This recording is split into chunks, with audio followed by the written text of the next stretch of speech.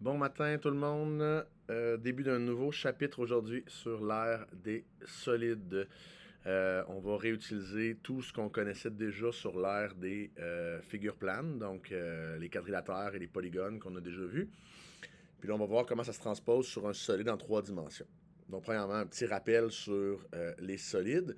Vous allez voir que le document sur lequel je travaille aujourd'hui, c'est tiré du cahier. Donc, vous allez pouvoir aller chercher ça dans votre cahier au chapitre 6, autour de la page 245 et les suivantes.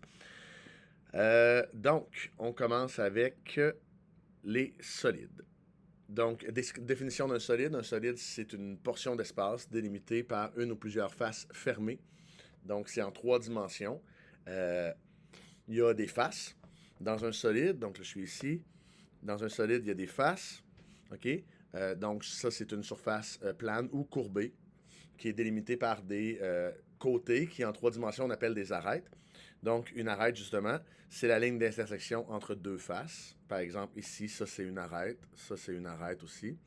Alors que ça, ce serait une face.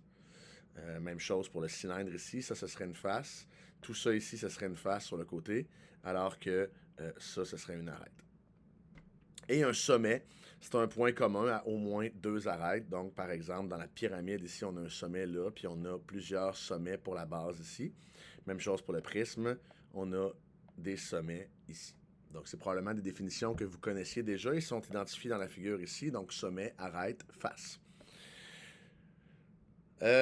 Voilà, n'importe quelle figure en trois dimensions qui répond à ces critères-là, on va appeler ça un solide. Évidemment, nous, on n'étudiera pas n'importe quel solide parce qu'ils ne sont pas tous aussi intéressants.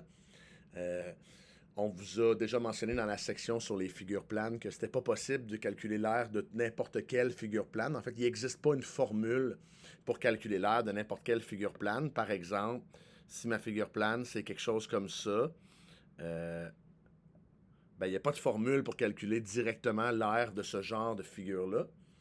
Donc, il faut la découper en figures connues. Fait qu'imaginez si je faisais un prisme en trois dimensions de cette figure-là, ben,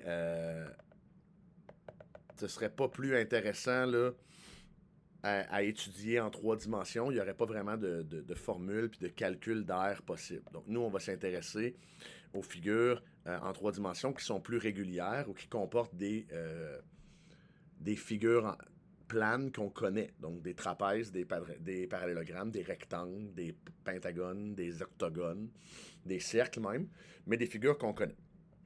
Donc, si je passe à la suite, euh, il y a le développement d'un solide, ça va nous aider beaucoup pour aller calculer l'air, parce qu'après ça, si on développe un solide, c'est comme si on le ramenait en ses faces deux dimensions. OK? Donc, on a le solide ici à gauche dans l'exemple qui est là, qui est un prisme à base rectangulaire, donc c'est plein de rectangles. Puis si on le développe, c'est comme si on prenait un exacto puis on coupait les arêtes pour être capable de l'ouvrir. Imaginez une boîte de mouchoirs ou n'importe quelle boîte de carton. Si on défait les arêtes puis on l'ouvre, ben on va se retrouver avec une figure qui est complètement en deux dimensions, qu'on peut aplatir, mais qui correspond aux mêmes faces que le solide. Donc, si je calculais, par exemple, si je calculais la surface de chacune de ces faces-là, puis je les additionnais ensemble, ben ça reviendrait exactement au même que d'avoir calculé chacune des faces du solide pendant qu'il était dans sa forme trois dimensions. C'est la même chose. Fait que ça va nous aider beaucoup pour la section où on va calculer, nous, l'aire d'un solide. Ça va nous aider d'être capable de dessiner ou d'imaginer son développement. Là, vous avez un exemple ici pour un prisme, vous avez un exemple pour une pyramide, puis on voit les développements ici à côté. Donc, on va en parler plus tard, mais vous allez remarquer que quand on développe un prisme, on obtient des bases et un paquet de rectangles, alors que quand on développe une pyramide, on obtient la base, une seule, et un paquet de triangles. Donc, si le développement comporte des triangles, c'est une pyramide. Si le développement comporte des rectangles, c'était un prisme. Droit, on y reviendra à cette caractéristique-là. Donc, le développement, c'est important. Il faudrait que vous soyez capable d'avoir une idée de dessiner le développement du solide. Euh, Fait que les solides sont séparés en différentes familles. Puis comme je vous ai dit, on ne les étudiera pas tous. Donc, ce qui va arriver, c'est que on va étudier seulement ceux dont le calcul de l'air est simple. Donc, c'est des formes connues. Ici, on a l'ensemble des solides. Donc, on a les polyèdres et les corps ronds. La différence entre un polyèdre et un corps rond, c'est que dans un polyèdre, toutes les faces sont planes. Donc, il n'y a pas de surface courbe. C'est que des figures en 2 dimensions planes.